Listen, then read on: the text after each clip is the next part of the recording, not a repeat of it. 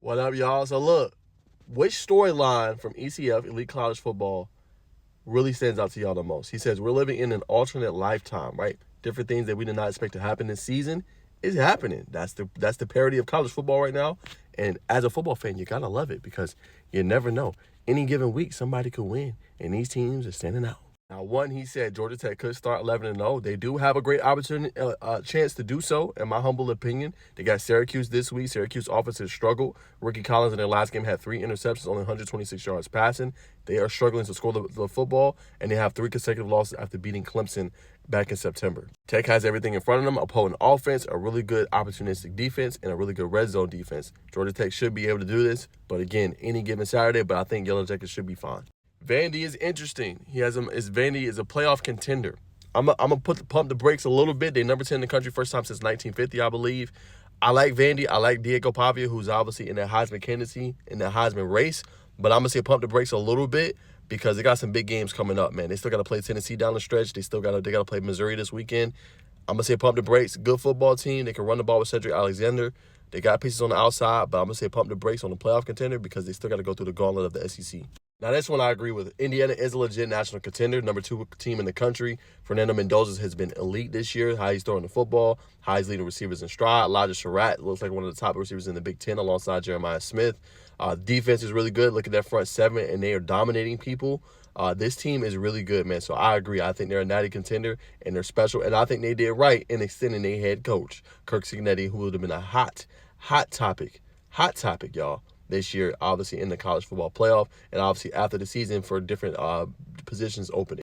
Next up, Texas A&M is number 3 and said it has not sold yet. Yeah, I think they're for real. I can't wait. I will be back home for this one. I'm going to specifically sit there and watch this game from start to finish when they play LSU. I want to see how good they are.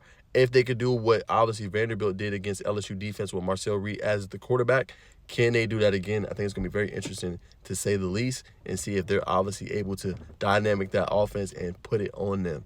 You know what I'm saying? So that'll be obviously a good game to watch. Now, no disrespect to my Virginia Cavaliers fans, but they struggled last week against Washington State. So I'm not as high on them and their opportunity and their chances, to be humbly honest.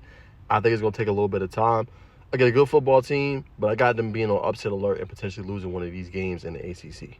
USF is a playoff contender. This week is going to stamp this one, obviously, for me, when they play up against Memphis. Memphis started their true freshman quarterback, A.J. Hill. They struggled against UAB, losing 31-24. Must-win game for Memphis if they're going to have a chance. But I think USF, I want them in the college football playoff because I feel like they can compete and contend against some of the top teams in the top 12. And I think they can pull off an upset against a team that's sleepwalking going into that game. They got Alex Golich. They got one of the best offensive minds in the country. I think USF will be a problem in the playoff. Yeah, sad reality for Florida teams.